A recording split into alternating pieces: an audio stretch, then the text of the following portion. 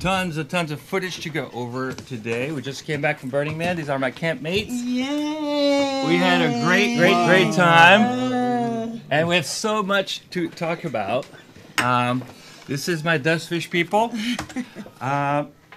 Opal Essence and Mama Dora. We had a great week at Burning Man 2015. I think I did. Did you guys? Oh my God, it was so good. It was really great. And I'm honored you guys are coming here to debrief, decompress. So how long has Dustfish been a camp? Dustfish has been together since 1999.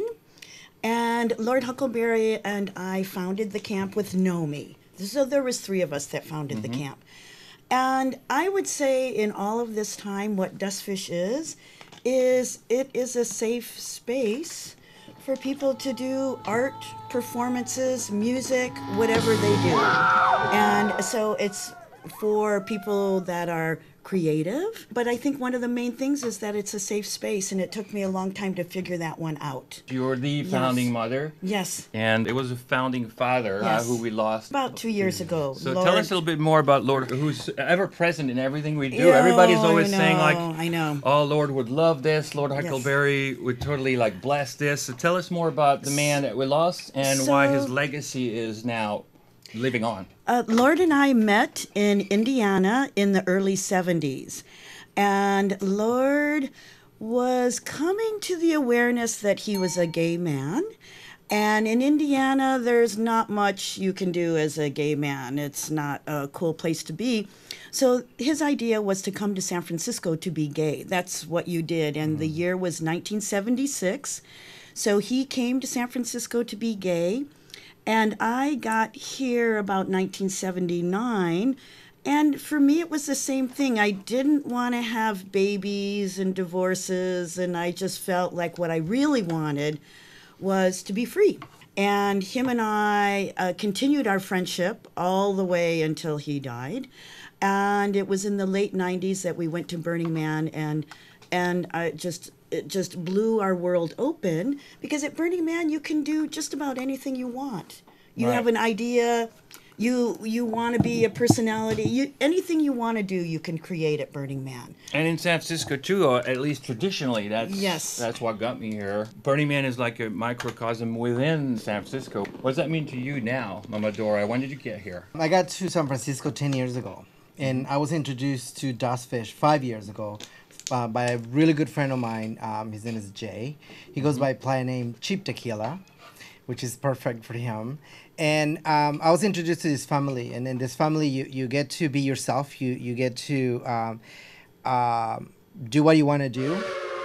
This stage is, at the end of the day, the common denominator for this whole family. Yes. We had wonderful artists part of our camp. We had the Vaudeville Society, Bad Uncle's Sister. We had trapeze. We had Loaf Tech, modified instruments, Rich Trapani and Moldover. We had the most solid live performance lineup of the whole play. Even the greatest stars find their face in the looking glass. Even the greatest stars find their face in the looking glass. So we can see all the work that was put into the stage design. Do you want to tell us a little bit more about who built this wonderful stage? So our builder is Ryan Montgomery. His name is also Ruckus. And so this is a perfect example of the camps collaborating. He wanted to do like the choo-choo trains from the Animal Crackers box. And he collaborated with Sextant. So Sextant is a lot of tech people, and they had access to Cutting laser shop. cutter, Yes. cutting devices. Yes. And they invited everyone who wanted to come in. It was just incredible that everyone gets a chance to be part of the production. Devin worked on the lighting, but what was really nice is we had Devin's father built the stage, and then his grandmother was there. So we had all 3 generations of one family involved. Yeah. This is Very the special. This is the second year Second in a year, row. yeah. And here we're watching Unique collaboration, something that hasn't happened before. The Vaudeville Society collaborating with Bad Uncle's Sister, a Buto troupe, very active in San Francisco. And this was a whole narrative story, dances, meditative moments. Once again, a good example of how Burning Man is this incubator for experiment. Exactly. It was so good that the students were there of Bad Uncle's Sister and did a wonderful, wonderful job. This is a beautiful piece. The stage, of course, enhanced it wonderfully, and we will skip to the finale to see how the poofers and the fire enhances the performance. Yes.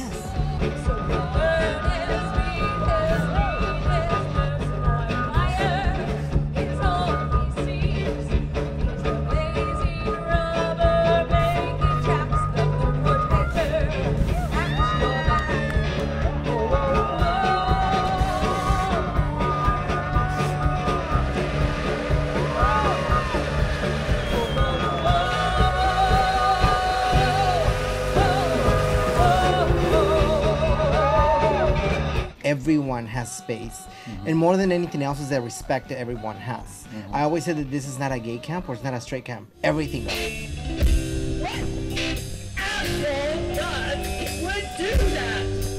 Everything goes, and everybody respects each other. And 3 years ago, I was given the opportunity to do a drag show. And so Dustfish was the very first camp that is bringing drag, not to Burning Man, but to the Esplanade. Our first time on the Esplanade was 2004, and that was when we did drag. Which is very important because Besides comfort and joy, it wasn't a lot of overlap. There were a few other camps, Jiffy Lube and different sexually themed camps, but nothing to show the art and to showcase everyone as a group. And here is Mamador's number.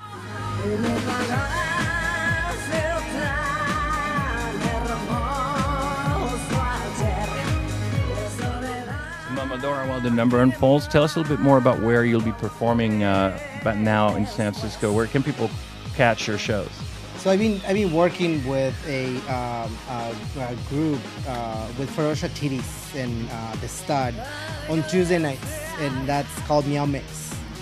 Meow Mix, it's very similar to what I do. They're very open to a lot of artists, different art, whatever you want to do, experiment, live music, performances. They're very open to that, and I've been working with them for close to 3 years.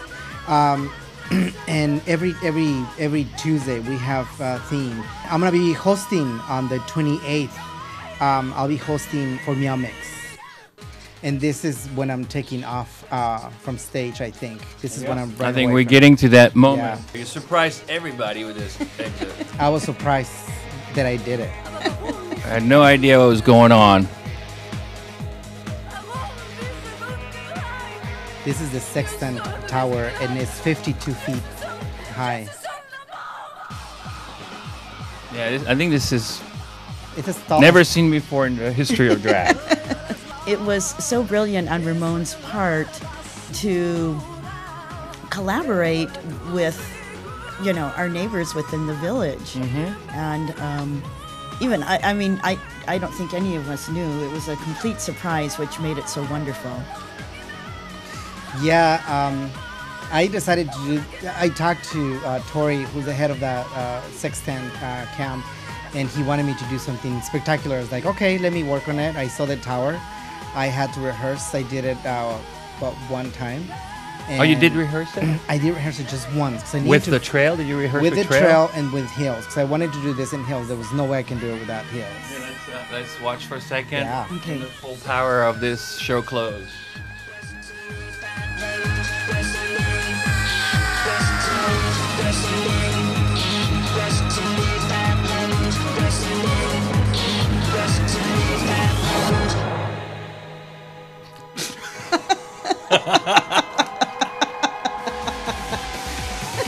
Now, if that is not realness, I don't know what is. Never seen anything like that. I think I can watch this again and again. I think so, I am too. Forever. sweating. I'm sweating just to think about doing that. I remember going up the ladder, and there's nothing but metal tubes the ladder, and I remember just running with this adrenaline, getting on it, and the guys from Sexton, they were one of the guys. My heel starting to like just be all over the place. And you had a lot of drag on you. You could And a lot have of drag on gone me. con to carabiners, or obviously that's What happened is one of the guys just screamed at me and he said, "You need to relax, calm down." Oh, really? So instead of any kind of being upset or anything like that, that completely grounded me. And I realized I need to do this right. It either goes very good or very bad. Yes. So I need to make sure that this is what I want to do, and I want to make sure I do this right. So from that moment, I just started going up, and those steps, they have no stop. And I'm sweating because I remember how amazing it was. I think you've set the standard for a drag number exit, because it was not only the close of your number, but it was the close of the whole hour show. So I was frozen in my steps. I've never seen anything like that. The best use of the natural environment at your fingertips that I've ever seen before, which is a wonderful drag quality. One of the nicest things about Ramon's show was he had his mother get up on stage and speak. And so what I thought was really wonderful, and this was throughout the week, is when I was thinking about Dustfish and creating safe space, I Googled safe space to see what that was like. And there's not really much about safe space on the internet. But there is a woman in New York, her name is Kate Bornstein, and she wrote a book, and the book is 101 Alternatives to Suicide for Teenagers. And so I was looking for the book, which I did not find, but I found something similar. I found this book. It's called Rad American Women. And in this book, there is a picture of Kate Bornstein, and so I brought it to Burning Man with me. So here's her picture, and it talks about her helping kids, have an alternative to suicide. Well, when Ramon's mother spoke, she spoke of the horrors of having a son that was homosexual. And she spoke about it. She was very passionate, and she had to rethink what she had learned. She had learned that homosexual was horrible. Gracias a Dios por darme tiempo para poder decirte. Thank you, Lord Huckleberry, to give me the time to see you Quiero and to hoy tell you how much I y love por you toda la today eternidad. and for eternity. Te amo, hijo I love mío. you, my Te son. amo, Ramón. I love you.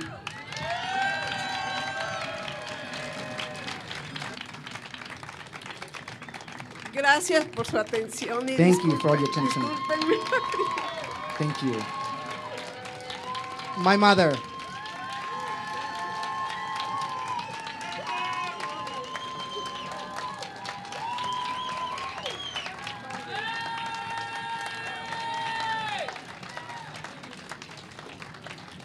And that's what happened to me. And that's the story of my life. So she gave this very endearing speech. And then afterwards, there was a woman in the audience, and her name is Dolores Huerta. And Dolores Huerta has been working with human rights her entire life. She started working with farm workers. She worked with Cesar Chavez. So the fact that she was in the audience and she spoke to Ramon's mom about what a powerful thing it was, I think really adds to the fact that we are indeed creating safe space. Right, We're- transformational spaces. and that was, I needed that every day of the week. It was a reminder that we can change what we've been taught and learned. And even the elders can change. And- It's not just about 20-year-olds going to a Right, party. right. It's about true cultural change. I felt very blessed to be with Dustfish and with a lot of familiar faces and friends, and mostly a very, very creative, performance-driven camp. I think we might be the live stage on the Esplanade. That's Yeah. what's come to. Yeah. And look at these guys having at it on our stage. And that's going to take us to the Trapeze show and Emma Nation opening the show. This is the party that we had going on for Trapeze. Wednesday night. That's when the playa still felt kind of busy. It kind of got quieter later on. I don't know where the people went. They must have gone back to their camp to have like mutton dinner or something. But this was early in the week, and we had it going on. Show me what you got now, go girl, be on. Never be coming home when I'm running the show. Gentlemen, call, pick me up and ready to go. go, go, go, let's go. Go, go, go, let's go. Come on, trapeze, let's go. Let me see ya, let me see ya. Yeah. Go, go, go.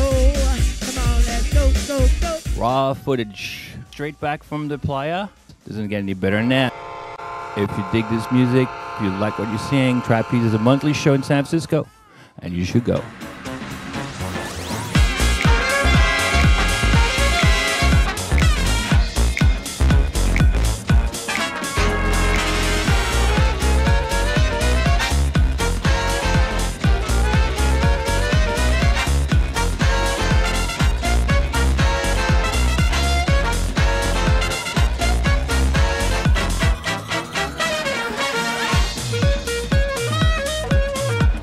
It was cutting edge, it was raw, it was true burlesque in the old West style. It's wonderful for me to bring it back to the people and demonstrate Burning Man is a place where people can push performance limits where they haven't gone before.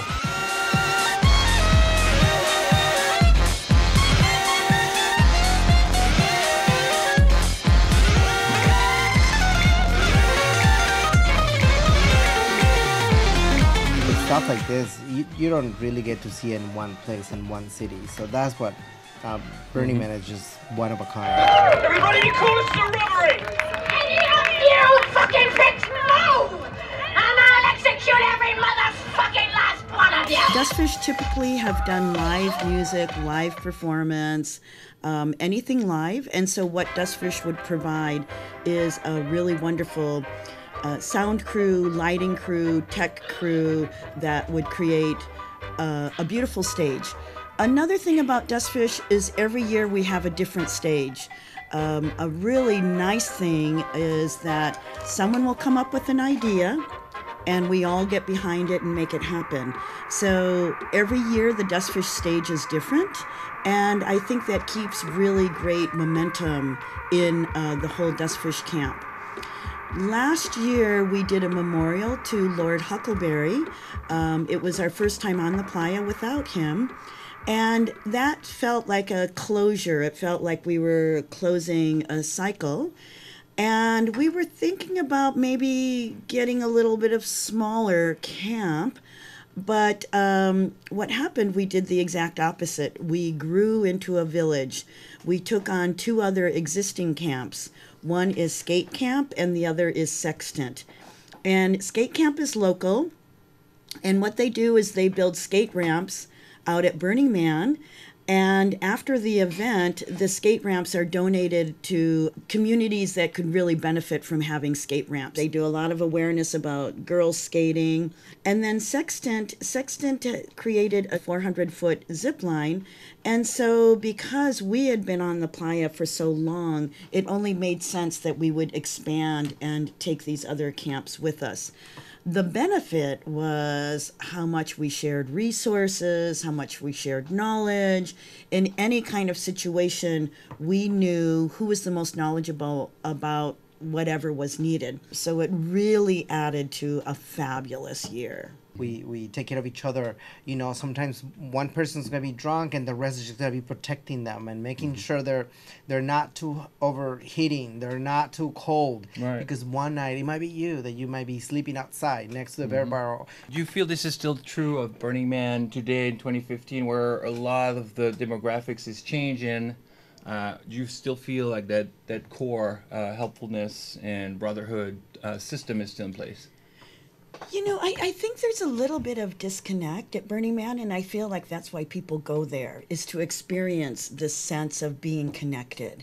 I know that people were visiting our camp. I remember at one point there was this young girl, and I said, "So what camp are you at?" And she said, "Well, it's the horrible camp where everything sucks." Mm-hmm. And that kept happening over and over again. I feel the nice thing about Dustfish is we are a family, and we are concerned about each other, and we are concerned about each other's welfare.